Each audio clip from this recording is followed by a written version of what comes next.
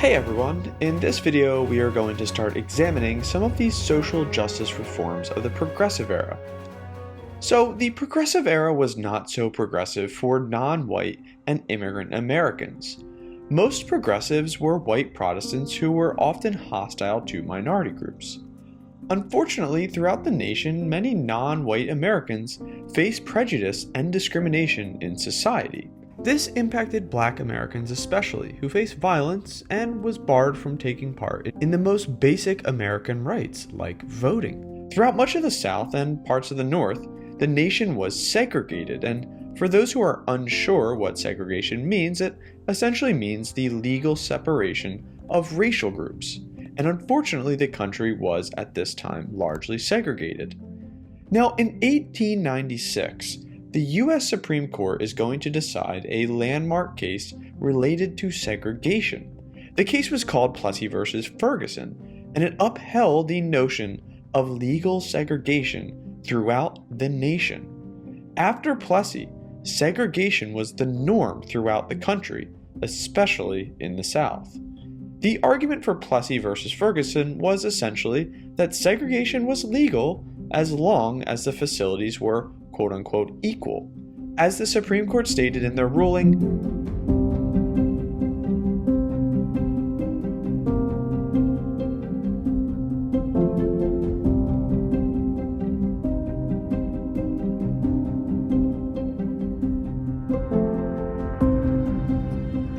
the impact of Plessy can be seen in the following images taken throughout the mid-1900s. As you can see, separate was never equal. In the face of these injustices, leaders emerged. For instance, Ida B. Wells was a muckraking journalist who fought against the rise of lynchings in the South. As an activist and journalist, she spent months traveling the South and writing about lynchings, which was sadly prevalent throughout much of the region. Her work initiated an anti-lynching crusade throughout the 1890s, and later, Wells would also be an advocate for women gaining the right to vote. Another progressive was W.E.B. Du Bois. Du Bois urged African Americans to demand immediately the rights guaranteed by the Constitution. Du Bois also emphasized the importance of education and argued that history, literature, and philosophy should be a central component of schooling. Du Bois' greatest legacy was in 1909 when he co-founded the NAACP, with other leaders in the Black community, including Ida B. Wells. The NAACP sought to fight for equality on a national front. It also intended to improve the economic position of African Americans. After centuries of slavery and decades of second-class status, Du Bois and the leaders of the NAACP opposed this mindset. Since then, the NAACP organization has been essential to fighting social and racial inequality throughout legislation, court cases, and protest. The NAACP is an active and important organization for racial equality and social justice that is still active today. Another group that fought for equality during the Progressive Era was women. Believe it or not, women still did not have the right to vote in the United States. During the late 1800s and early 1900s, women left the home to work long hours in factories and other businesses and were expected to hand over wages to their husband.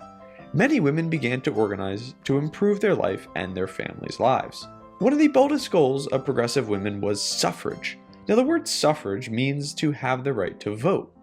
Since the 1850s, reformers like Susan B. Anthony and Elizabeth Cady Stanton had tirelessly struggled for the right to vote. They focused their efforts on gaining a constitutional amendment that would grant women the right to vote, and fighting individual states for the right to vote as well. Ultimately, they argued that the Constitution should be amended to extend the right to vote to women.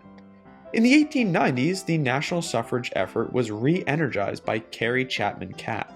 Catt had studied law and worked as one of the country's first female school superintendents. A captivating speaker, Catt traveled around the country, urging women to join the movement. Thousands of women did join the movement, and they were called suffragettes because they fought to gain suffrage for women. As the progressive movement picked up steam, suffragettes joined in.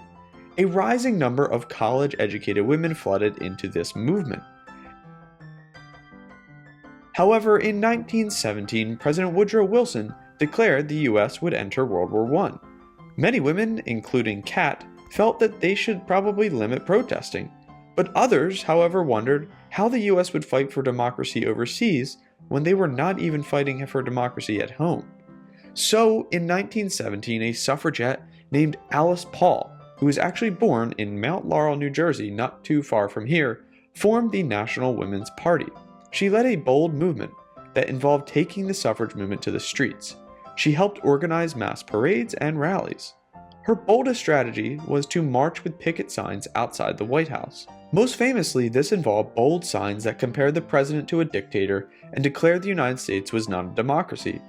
Hundreds of women were arrested in these protests. Some went on hunger strikes, stating that they would not eat until they could vote.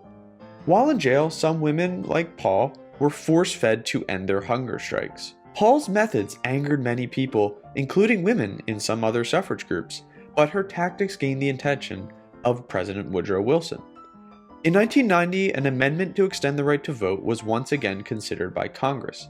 Unfortunately, it did not pass.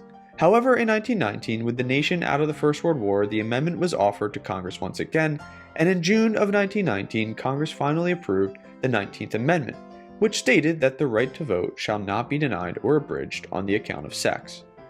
The impact of the 19th Amendment was felt immediately. Although there were efforts to suppress the right to vote, on November 2, 1920, Kat, Paul, and millions of other American women voted for the first time in a US presidential election. Okay everyone, thanks for watching and be sure to check out the next video.